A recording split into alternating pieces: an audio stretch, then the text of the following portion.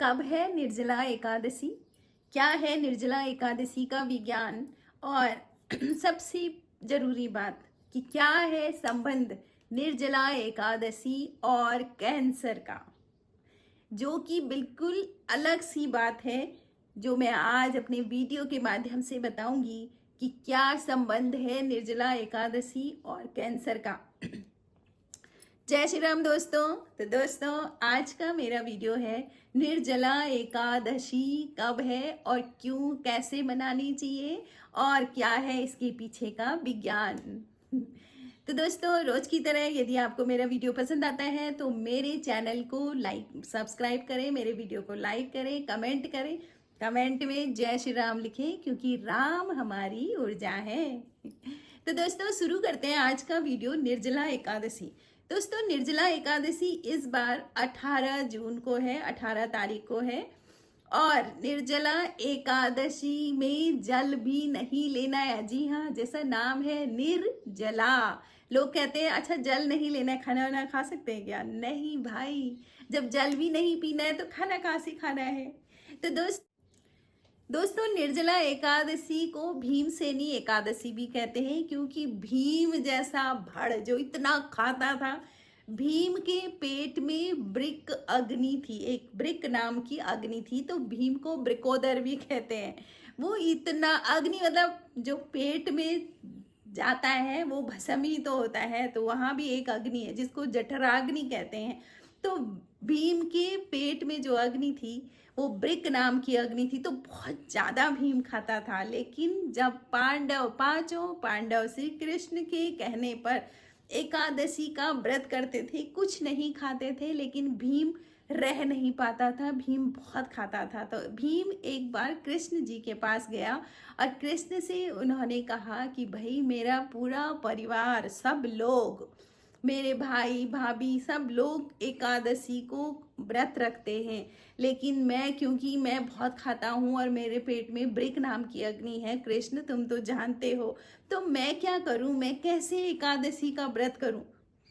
तो भीम को भगवान कृष्ण ने कहा कि भीम, भ्राता भीम, तुम ऐसे करो कि निर्जला एकादशी रखो, जेठ के महीने की निर्जला एकादशी। अगर तुमने निर्जला एकादशी रख ली तो तुम पूरे साल भर की एकादशियों का फल प्राप्त कर सकते हो।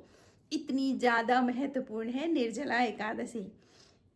दोस्तों, लोग अपने शरीर के हिसाब से एकादशी का व्रत रखते हैं, कुछ लोग नहीं रख पाते हैं, कुछ लोगों को डॉक्टर ने मना करा हुआ है तो वो नहीं रख पाते हैं, इसलिए सब अपने अपने हिसाब से एकादशी का व्रत रखते हैं। लेकिन आज मैं आपको वो चीज़ बताऊंगी जो विज्ञान में भी साबित हुआ है कि अगर आप निर्जला, जल के बिना रहते हैं कुछ समय, कुछ घंटे, तो फिर आपके शरीर में क्या क्या परिवर्तन होंगे और किस तरह से आप स्वस्थ होंगे। तो दोस्तों, अभी हाल में ही 2-3 साल पहले नोबेल प्राइज, जीव विज्ञान में नोबेल प्राइज विनर जो थे, उन्होंने कहा था कि अगर हम 24 घंटे तक, साल भर में 24 घंटे तक अपने शरीर को बिना जल के रखते हैं तो आपकी बॉडी में जो भी डेवलप हो रही कैंसर सेल्स हैं वो खत्म हो जाती हैं, अपने आप ही मर जाती हैं। अब इस बात को मैं आपको समझाती हूँ। तो दोस्तों, कैंसरस सेल्स क्या होती हैं? कोई एक सेल ऐसी होती है जो मल्टीपल डिवीजन करती रहती हैं। मतलब एक, जो भी सेल डिवीजन चलता है वो एक, उनके लिए मैसेज जाता है बॉडी का कि ये कितनी सेल्स तुमने यहाँ पर बनानी है, और जैसे ही सेल्स पूरी हो जाती हैं तो उनको मैसेज आता है कि स्टॉप, अब रुक जाओ। ये बहुत आसान भाषा में मैं आपको समझा रही हूँ। लेकिन क्या होता है कि बॉडी की बात को वो कोशिका, वो सेल, वो कैंसरस सेल्स मानती नहीं है, बिल्कुल भी नहीं मानती हैं, और वो मल्टीपल डिवीजन करती रहती हैं और बहुत सारी सेल्स बना देती हैं अपनी तरह की। कौन सी? जो बात नहीं मानने वाली हैं जो उनके लिए मैसेज जाता है ना हॉर्मोन्स का, वो नहीं मानती हैं और वही एक गांठ बना देती, एक जगह इकट्ठी हो जाती है और गांठ बना, जिसको हम गांठ कहते हैं फिर उस गांठ को अगर किसी ने छेड़ दिया तो वो सेल्स और बढ़ जाती हैं। तो यही कैंसर है, इसी को कैंसर कहते हैं।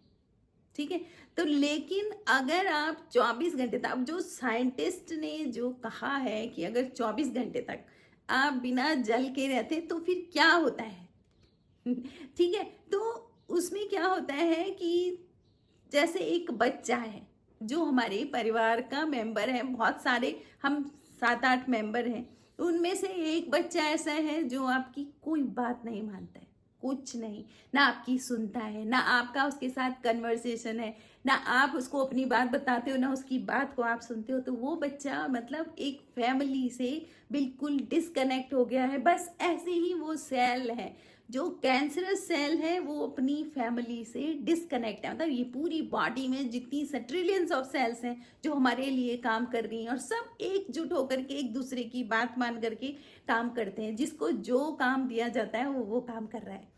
लेकिन वो जो कैंसरस सेल्स है बिल्कुल उस बच्चे की तरह है जो अपने घर परिवार में सबसे अलग हो जाता है। अब क्या होता है, देखो, आपने निर्जला एकादशी रखी, आपने जल भी नहीं पिया। जल बहुत जरूरी है बॉडी में, क्योंकि जल ही सबसे ज्यादा हमारे शरीर में है। जल की आवश्यक, खाना ना मिले लेकिन जल मिलना बहुत जरूरी है जिंदा रहने के लिए। भोजन की उतनी आवश्यकता नहीं है जितनी जल की है।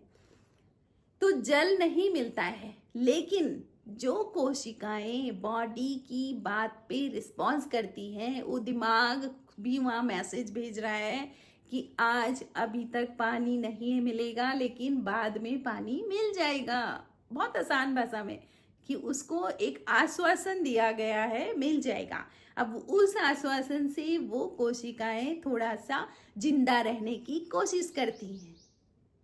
अब जिसके पास मैसेज नहीं जा रहा है कि भाई पानी नहीं है या पानी मिलेगा, अभी मिलेगा, जो बड़ों की बात नहीं मान रहा है, अपने घर से डिस्कनेक्ट हो रखा है, तो उसके लिए आफत हो जाती है कि अब क्या होगा, अब क्या होगा। और 24 घंटे तक जल के बिना वो कोशिका रह नहीं पाती है और कोशिका मर जाती है। बहुत ध्यान से समझें, आज आप इस चीज़ को बहुत ही सरल और आसान भाषा में मैं बताने की कोशिश कर रही हूँ कि निर्जला एकादशी से कैंसर नहीं होता है। तो क्यों नहीं होता है? ठीक है, तो वो जो कहीं पर डेवलप हो रही कैंसरस सेल्स है, देखो कैंसरस सेल्स एक दिन में डेवलप नहीं होती है, वो डेवलप होगी, फिर उसके बाद डिवीजन करेगी, फिर वो गांठ बनाएगी, इस तरह से बहुत लंबा समय होता है। तो जहां पर भी वो कैंसरस सेल्स डेवलप हो रही होगी ना, तो उस 24 घंटे से ज़्यादा हो जाते हैं वैसे निर्जला एकादशी के। तो 24 घंटे तक जल ना मिलने पर वो कैंसरस सेल्स की डेथ हो जाती है, वो अपने आप खत्म हो जाती हैं। और फिर आपकी बॉडी में कौन सी सेल्स रहती हैं? जो अच्छी सेल्स होती हैं, बीमारी वाली सेल्स खत्म हो जाती हैं। तो ये है इसका साइंस, निर्जला एकादशी का। अच्छा, अब दूसरी बात, कुछ लोग कहते हैं कि औरतों को ही सारे व्रत, क्योंकि अब तो बहुत हो गया ना फेमिनिज्म का, कि औरतों को ही सारे व्रत रखने, क्यों भाई ये आदमी लोग क्यों नहीं व्रत रखते, सारे नियम कानून हमारे लिए ही है। ये बात भी सही है, लेकिन सच बात ये है कि जो शरीर है ना, जो औरतों का शरीर है, उसमें एक यूट्रस नाम की जो चीज़ है ना, वो बीच में अपना काम छोड़ करके पूरा समेट के बंद हो जाती है, समझ लो, जिसको हम कहेंगे मेनोपॉज। ठीक है, तो शरीर का कोई भी अंग डिसअपियर हो रहा है, बिल्कुल खत्म हो रहा है, तो वो आपके शरीर पर कुछ इफेक्ट डालता है ना।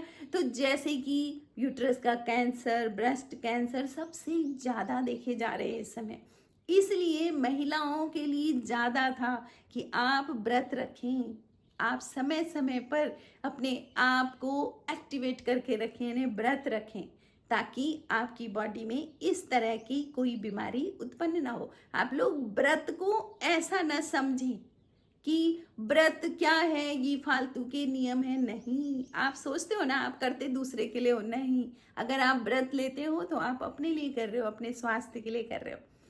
तो लेकिन एक चीज़ का ध्यान रखें कि जितना शरीर अलाउ करता है, आपको बोलता है इतना कर सकते हो, आप उतना ही करें, बहुत ज़्यादा अपने शरीर पर भी ना बिताएं।